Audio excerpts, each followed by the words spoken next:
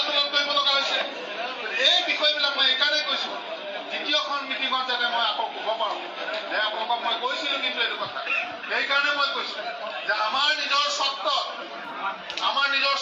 আমাৰ গাইডলাইন আমি চৰকাৰক দিব লাগিব।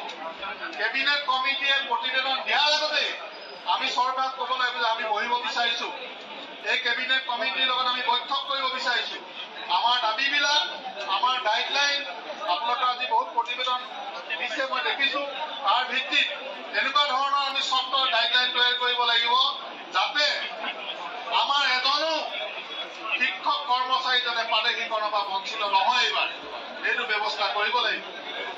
আমাৰ অহা 5 তাৰিখে তিনিচুকীয়াত আমাৰ ৰাজ্যিক সন্মিলন আছে। আপোনালোকৰ এই দাবীক আমি গভীৰভাৱে লৈছোঁ, আমাৰ সন্মিলনৰ অন্যতম দাবী হিচাপে লৈছোঁ।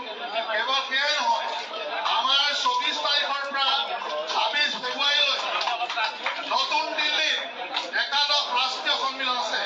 ৰাষ্ট্ৰীয় সন্মিলনতো আমি অসমৰ যিসকল প্ৰতিনিধি যাম, আপোনালোকৰ দাবী তাত তুলিম আৰু প্ৰস্তাৱ আমি গ্ৰহণ কৰিম। অল ইণ্ডিয়া লেভেলত আমি এই দাবীটো, আপোনালোকৰ দাবীটো আমি গোটেই সৰ্বভাৰতীয় ভিত্তিত আমি দাবীটো লৈ যাম। তাত ভাৰতবৰ্ষৰ প্ৰত্যেকখন ৰাজ্যৰ কেইবা হাজাৰ প্ৰতিনিধি আহিব। অসমৰ শিক্ষক কৰ্মচাৰীসকলক অপ্ৰাদেশিকভাৱে এই ধৰণে যে চৰকাৰে বঞ্চিত কৰি ৰাখিছে, এই বিষয়টো আমি তাত উত্থাপন কৰিম। আৰু অহা 5 তাৰিখৰ যিখন আমাৰ 5 ফেব্ৰুৱাৰী তিনিচুকীয়াত হ'বলগীয়া আমাৰ ৰাজ্যিক সন্মিলনত আপোনালোকৰ সভাপতি সম্পাদক মই নিমন্ত্ৰণ জনাইছোঁ। আজিয়ে নিমন্ত্ৰণ পত্ৰ দিছোঁ। গতিকে আপোনালোকৰ আমি অংশগ্ৰহণ বিচাৰিছোঁ, সকলো ধৰণৰ সহায় সহযোগ আমি কামনা কৰিছোঁ।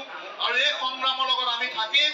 আৰু এই সংগ্ৰাম যদি আপোনালোকৰ দাবী মীমাংসা নহয়, অসম জুৰি আমি AICC-তেও আমাৰ নিজৰ আন্দোলনৰ কাৰ্যসূচী এই দাবী অন্তৰ্ভুক্ত কৰি ৰাজ্যজুৰি আমি আন্দোলন গঢ়ি তুলিম। আমাৰ নিজাববীয়া এই প্ৰতিশ্ৰুতি দি মোৰ বক্তব্য সামৰিছোঁ। আৰম্ভণি কৰিছিলোঁ।